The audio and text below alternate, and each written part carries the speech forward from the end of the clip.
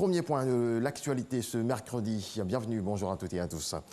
On démarre à l'hémicycle 3 projets de loi adoptés hier en commission. Projets portés par le ministre du Budget et du Portefeuille de l'État. Les 2 premiers projets portent sur les mesures fiscales liées à la lutte contre le coronavirus. Et le 3e projet sur les questions de production d'énergie électrique. On fait le point avec Lanciné Bakayoko.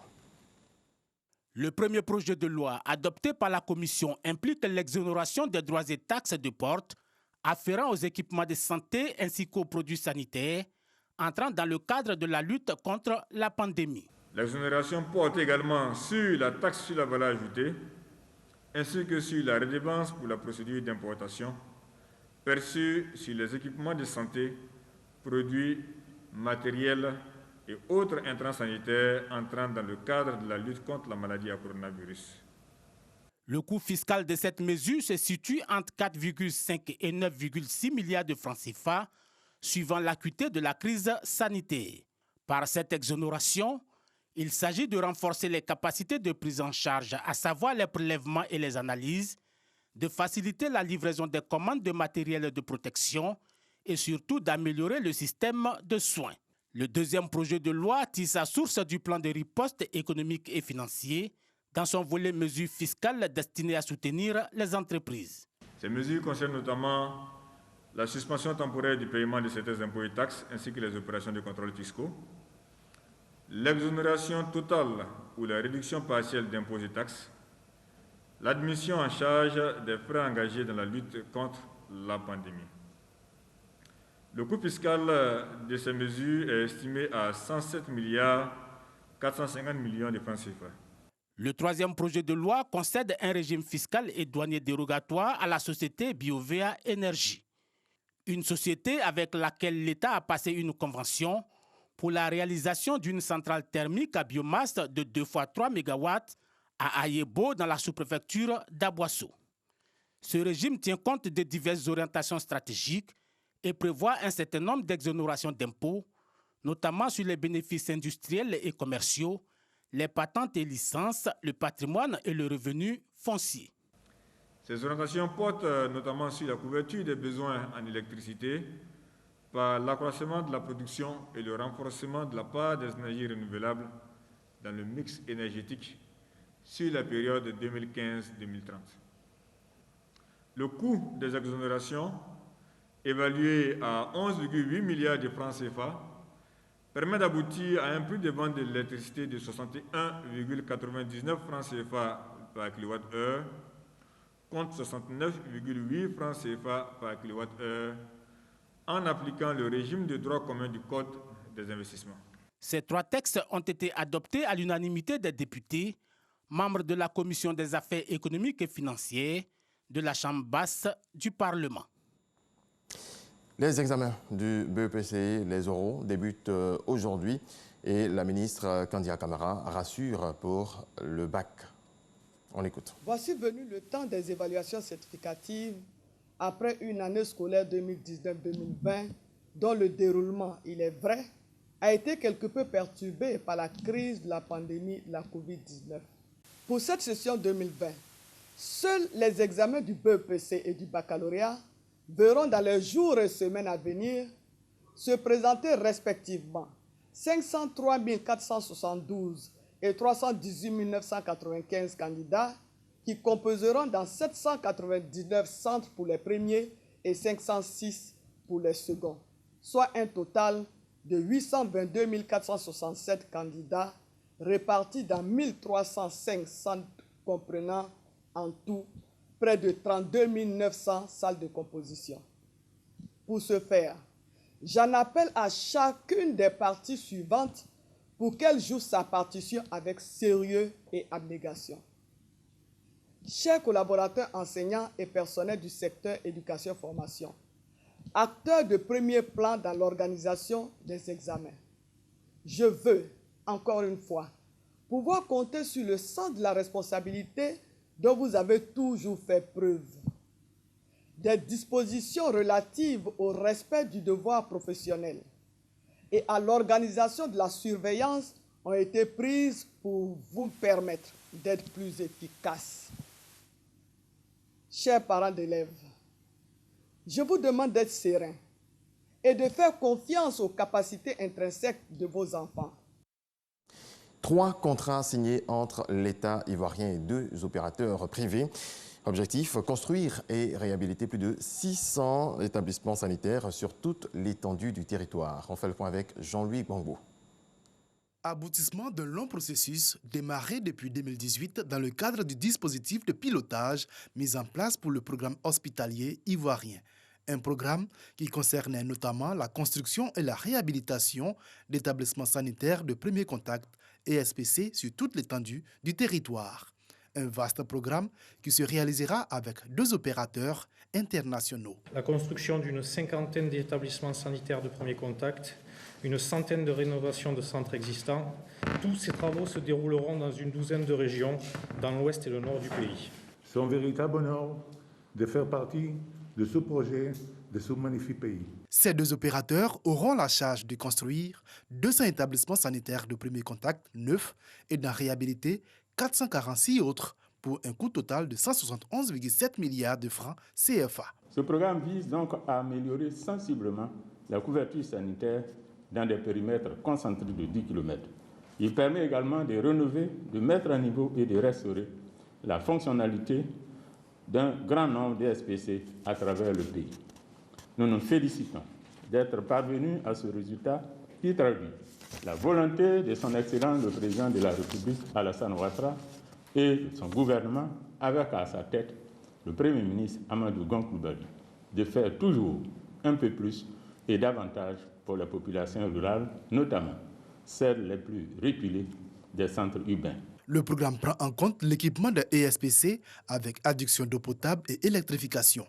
Le lancement des travaux est prévu pour le 17 août 2020, alors que le pays se bat encore contre la pandémie du coronavirus.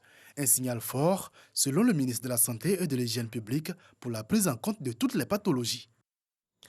En Côte d'Ivoire, les femmes et les jeunes filles sont les plus touchées par le virus du sida. C'est ce qui ressort du nouveau rapport mondial de l'ONU-SIDA 2020. Il a été rendu public au cours d'une rencontre virtuelle de la conférence internationale sur le sida. Grace Kando.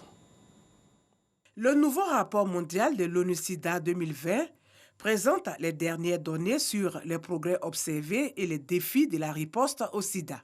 La COVID-19 a entraîné une baisse de fréquentation des services de santé. L'épidémie de VIH demeure toujours un enjeu majeur de santé publique en Côte d'Ivoire. L'épidémie du VIH en Côte d'Ivoire est caractérisée par une prévalence chez les 15-49 ans estimée à 2,39% en fin 2019. Les 2 tiers des personnes vivant avec le VIH sont des femmes et des jeunes filles. En 2019, les jeunes filles représentaient 83% de toutes les nouvelles infections à VIH chez les jeunes. Les populations clés sont les plus touchées. Les nouvelles infections à VIH, les décès liés au sida et la transmission mère-enfant du VIH s'observent à des niveaux relativement élevés. Pour aider la Côte d'Ivoire à lutter efficacement contre cette maladie, l'ONU-SIDA apporte sa contribution. La première mission du Bureau pays, c'est accompagner le pays dans la mise à disposition de l'information stratégique. Nous avons aussi un rôle dans le plaidoyer pour l'augmentation des financements domestiques. Nous faisons aussi beaucoup d'appui technique pour accompagner le programme national de lutte contre le sida, que ce soit aussi la DIS ou bien d'autres services du ministère de la Santé et de l'Hygiène publique, y compris la Direction générale de la Santé. Pour soutenir les efforts de l'ONU-SIDA, il y a plusieurs défis à relever, selon le ministre de la Santé et de l'Hygiène publique. La Côte d'Ivoire doit intensifier les interventions de prévention à l'endroit des jeunes femmes et des populations clés, notamment les travailleurs du sexe, les usagers de drogue, etc. Le taux de transmission mère-enfant est encore élevé. Pour parvenir à l'élimination de la transmission mère-enfant, la Côte d'Ivoire doit intensifier la prévention transmission mère-enfant. Au dire du ministre Aka Awele, la Côte d'Ivoire est dans la bonne dynamique. En plus de ces efforts, un plan ambitieux a été élaboré en vue d'éliminer le sida comme problème de santé publique. Cette autre maladie est hautement contagieuse, elle se propage rapidement et notre pays n'est pas épargné. 228 nouveaux cas de Covid-19 dénombrés hier, 103 guéris et un nouveau décès. Suivant. Le ministère de la Santé et de l'Hygiène publique a enregistré ce jour, mardi 7 juillet 2020, 228 nouveaux cas de Covid-19 sur 1280 échantillons prélevés, soit 17,8% de cas positifs. 103 guéris et un décès. Nous avons noté ce jour un décès survenu au service des maladies infectieuses et tropicales du CHU de Treichville. Il s'agit d'un patient de 68 ans hypertendu. Le ministre de la Santé et de l'Hygiène publique présente ses condoléances à la famille éplorée.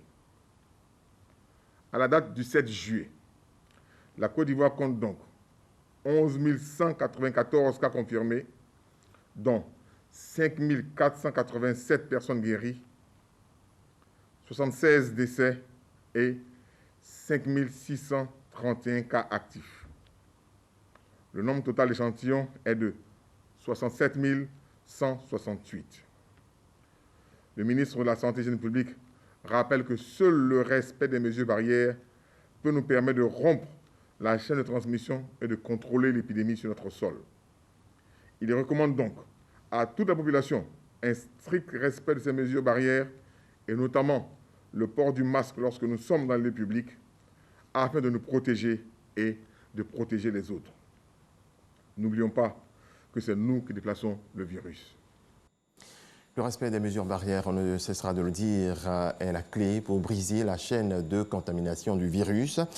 Un message reçu par la population de Rubino, dont le député maire était l'invité spécial du point presse quotidien du gouvernement. Rubino, il faut le rappeler, n'enregistre aucun cas de Covid. Mama Traoré.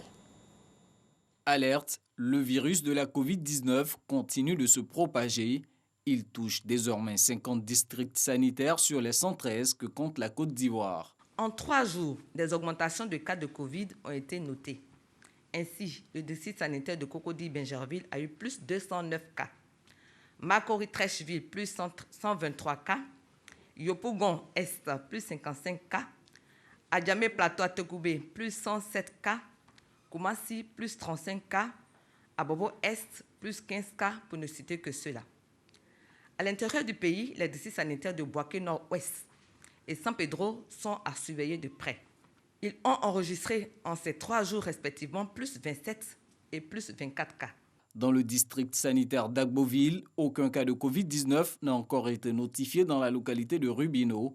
Marie-Virginie Kwasi, maire de cette cité de 20 000 habitants, dit avoir procédé par une sensibilisation de masse.